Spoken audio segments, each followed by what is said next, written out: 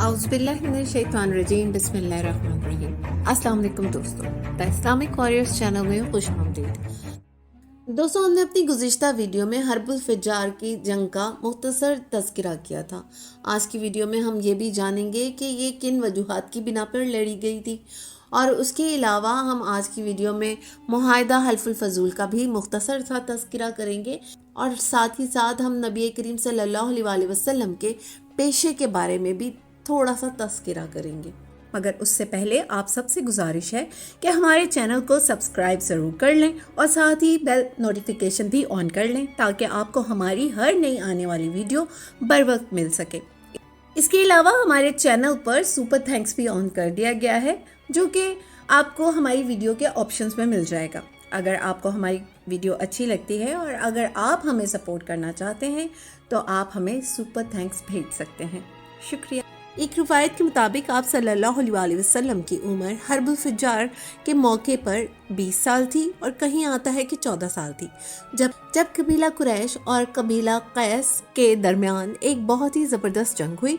ये जंग हर्बुल फिज्जार के नाम से मशहूर है। बनी कनाना भी इस जंग में कुरैश के इत्तेहादी थे। कि जंग चूँकि इन मुक़द्दस महीनों में लड़ी गई जिनमें कत्लो गारत करना फिस्को फिजूर नाजायज़ और हराम था, इसलिए इस जंग को हर्बुल फिज्जार का नाम दिया। कबीला कुरैश के तमाम ज़ीली कबाइल ने इस मौरके में अपनी अलग अलग फ़ौजें कायम की थी। बनु हाशिम के अलमबरदार आप सल्लल्लाहु अलैहि वसल्लम के चचा ज़ुबैर बिन अब्दुल मुत्तलिब थे, जबकि इन तमाम कुरैशी फ़ौजों की मुश्तरका कमान हज़रत अबू सुफियान के वालिद हर्ब बिन उमैया के हाथ में थी, जो रईस कुरैश और नामवर जंगजू थे।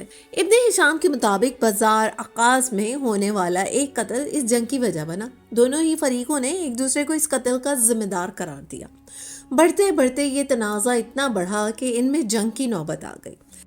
चूँकि इस तनाज़े में कुरैश खुद को बरसरे हक समझते थे और फिर ख़ानदान की इज्जत व वक़ार का मामला भी था, इसीलिए आप सल्लल्लाहु अलैहि वसल्लम भी अपने चचाओं के साथ इस जंग में शरीक हुए। लेकिन आप सल्लल्लाहु अलैहि वसल्लम ने दौरान जंग किसी पर हाथ नहीं उठाया, बल्कि सिर्फ अपने चचाओं को तीर उठाकर दिया करते थे। इसकी वजह ये थी कि ये जंग इन मुक़द्दस महीनों में हुई जिनमें जंग करना हराम था। दूसरी तरफ एक वजह ये भी थी कि दोनों ही फरीक मुशरिक थे, इसलिए अल्लाह ने आप सल्लल्लाहु अलैहि वसल्लम को इस बेमकसद कत्लो गारत गिरी से महफूज रखा, क्योंकि मोमिन को कताल और जहाद जंग व जदल का हुक्म फ़कत इसलिए दिया गया है कि अल्लाह ताला का कलमा बुलंद हो और इसी का बोल बाला हो, जबकि ये जंग महज नस्ली और कबायली नामो नमूद के लिए लड़ी गई थी।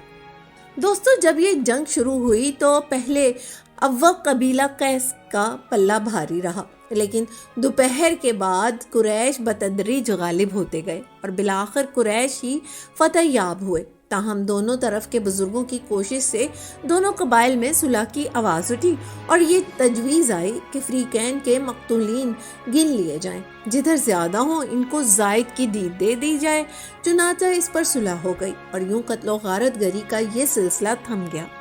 दोस्तों, हर्बुल फिज्जार वो पहली जंग है जिसमें नबी पाक सल्लल्लाहु अलैहि वसल्लम ने हिस्सा लिया, मगर वो भी इस तरह के आप तीर उठा उठाकर अपने चचाओं को दुश्मन को मारने के लिए पकड़ाते जाते।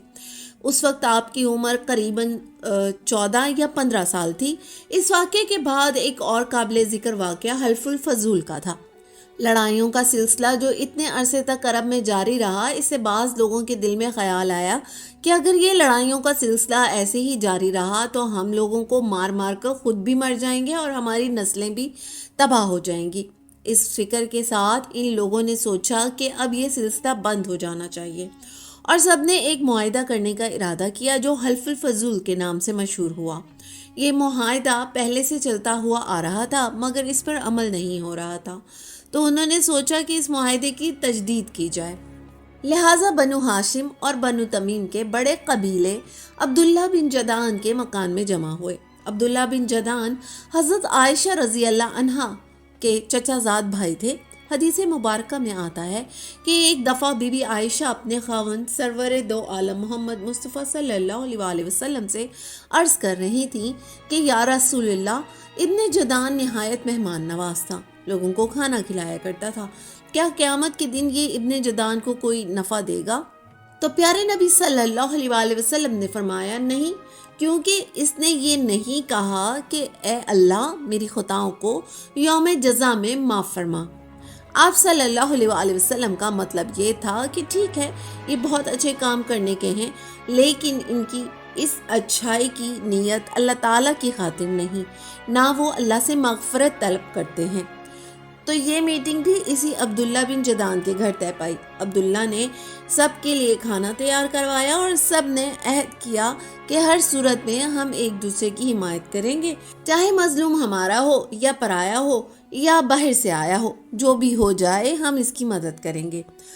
آپ صلی اللہ علیہ وسلم نے اس حلف الفضول کے متعلق فرمایا کہ اس معاہدے کے وقت میں بھی عبداللہ بن جدعان کے گھر میں حاضر تھا، اور اس معاہدے کے بدلے میں اگر مجھے کوئی شخص 100 سرخ اونٹ بھی دے دیتا تو میں وہ اونٹ نہ لیتا اور اس معاہدے میں لازماً حصہ لیتا، اور اگر اسلام میں بھی میں اس قسم کے معاہدے کی طرف بلایا جاؤں تو میں لازماً جاؤں گا۔ یہ بات ضرور یاد رکھیے کہ سیرت میں جب بھی اونٹ کا بطور سواری ذکر آتا ہے تو یہ آج کی بہترین سواری کے مقابل شمار ہوگا، اور اونٹوں میں بھی سرخ اونٹ سب سے بہترین اور قیمتی ہوا کرتے تھے۔ رسول اکرم صلی اللہ علیہ وسلم اس وقت 15 سے 16 برس کی عمر کے تھے، اور وہ اتنے جوان ہو گئے تھے کہ تجارت کر سکیں، جو کہ انبیاء کرام کا پیشہ تھا۔ آج اگر کوئی تجارت کرے صرف اور صرف اس نیت سے کہ یہ آپ صلی اللہ علیہ وسلم اور اصحاب کرام اور انبیاء کرام کی سنت تھی، تو اس کو اس پیشے کا اس طرح بھی ثواب ملے گا کہ اس نے ایک سنت پر عمل کیا، مگر شرط یہ ہے کہ تجارت آپ صلی اللہ علیہ وسلم کے طریقے پر ہو۔ یہ نہ ہو کہ تجارت کا پیشہ تو اپنا لیا مگر اس میں جھوٹ بھی بولتا ہے، چوری بھی کرتا ہے اور بے ایمانی بھی۔ نبی کریم پاک صلی اللہ علیہ وسلم جوان ہوئے تو بڑی شان سے جوان ہوئے۔ آپ صلی اللہ علیہ وسلم بہت ہی نرم دل، سخی، امانتدار، خبرگیری کرنے والے اور رشتہ داروں کا خیال رکھنے والے تھے۔ غرض یہ کہ جتنی بھی اچھی خصوصیات کسی انسان میں ہو سکتی ہیں وہ آپ صلی اللہ علیہ وسلم کے اندر موجود تھیں، اور بہت شان کے ساتھ موجود تھیں۔ عبداللہ ابن ابی الجسمہ رضی اللہ عنہ فرماتے ہیں کہ انہوں نے بعثت سے پہلے آپ صلی اللہ علیہ وسلم سے کچھ معاملہ کیا ہوا تھا اور ان کے ذمہ کچھ دینا باقی تھا، تو انہوں نے آپ صلی اللہ علیہ وسلم سے کہا کہ آپ رکیے، میں ابھی لاتا ہوں۔ اتفاق سے وہ گھر جا کر بھول گئے۔ 3 روز کے بعد جب ان کو یاد آیا کہ میں نے تو آپ صلی اللہ علیہ وسلم سے یہ کہا تھا، تو یاد آتے ہی وہ فوراً اس جگہ پر پہنچ گئے جہاں پر وہ آپ صلی اللہ علیہ وسلم کو چھوڑ کر گئے تھے۔ جب وہ وہاں پہنچے تو دیکھا کہ آپ صلی اللہ علیہ وسلم تو وہیں کھڑے ہیں۔ آپ صلی اللہ علیہ وسلم نے صرف اتنا فرمایا کہ تم نے مجھے بہت زحمت دی، میں 3 روز سے اس جگہ تمہارا انتظار کر رہا ہوں، اس کے علاوہ کچھ نہ کہا۔ سبحان اللہ۔ جب آپ صلی اللہ علیہ وسلم بی بی حلیمہ کے پاس بچپن گزار رہے تھے تو آپ صلی اللہ علیہ وسلم کی رضائی بہن اور بھائی بکریاں چرایا کرتے تھے۔ اسی طرح آپ صلی اللہ علیہ وسلم نے جوان ہو کر بھی بکریاں چرائیں۔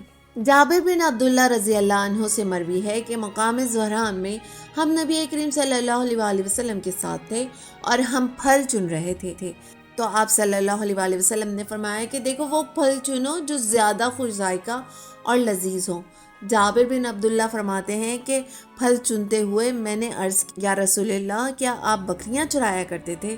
تو آپ صلی اللہ علیہ وسلم نے فرمایا، ہاں، ایسا کوئی نبی نہیں جس نے بکریاں نہ چرائی ہوں۔ اس سے معلوم ہوتا ہے کہ بکریاں چرانا ہر نبی کی سنت تھی۔ سبحان اللہ۔ ہر جانور کی کچھ خصوصیات ہوتی ہیں۔ شیر ایک دہشت زدہ جانور ہے، بلی پالتو جانور ہے، اسی طرح ہر جانور کی مختلف خصوصیات ہوتی ہیں۔ نصر بن حزن سے مروی ہے کہ ایک مرتبہ اونٹ والے اور بکری والے آپس میں فخر کرنے لگے تو آپ صلی اللہ علیہ وسلم نے فرمایا، موسیٰ نبی بنا کے بھیجے گئے اور وہ بکریاں چرانے والے تھے، داؤد نبی بنا کر بھیجے گئے اور وہ بکریاں چرانے والے تھے، میں بھی نبی ہوں اور میں بھی اپنے گھر والوں کی بکریاں مقام اجیاد میں چرایا کرتا تھا۔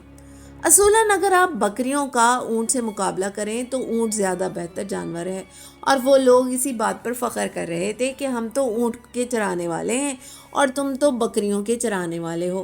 बकरियों वालों को कमज़ोर समझ रहे थे। इस पर आप सल्लल्लाहु अलैहि वसल्लम ने इनको टोका और समझाया कि बकरियों को चराने वाले कोई कमतर नहीं है, बल्कि अंबिया कराम बकरियां ही चराया करते थे। दूसरी अहम बात यह है कि बकरियों के चराने और ऊँट के चराने में बहुत फ़र्क है। ऊँट बड़ा जानवर है, लिहाजा वो ज़्यादा भाग दौड़ नहीं करता, इसलिए इसके चरवाहे को भी भाग दौड़ नहीं करनी पड़ती, जबकि बकरियां बहुत ज़्यादा भाग दौड़ करती हैं। इसकी वजह से इसके चरवाहे को भी बहुत ज़्यादा भाग दौड़ करनी पड़ती है। बस बकरियों की रखवाली करना ऊँट की रखवाली की निस्बत ज़्यादा मुश्किल काम है। बकरी बहुत ही नरम मिजाज, प्यारी और मुखलिस जानवर है। आप सल्लल्लाहु अलैहि वसल्लम ने भी अपने घर में बकरियां पाली थी, जो कि अरब में रवाज भी था।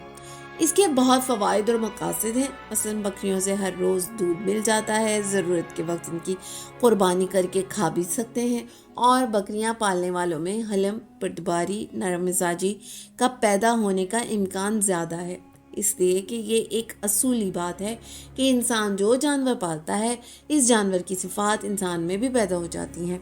बहरहाल अरब के माशरे में बकरी बहुत मारूफ जानवर थी और बकरियां चराना अंबिया का पेशा था। तो अगर आज हम भी बकरी इस नियत से पालते हैं तो यकीनन हम सवाब के मुस्तहिक बन जाते हैं इंशाअल्लाह।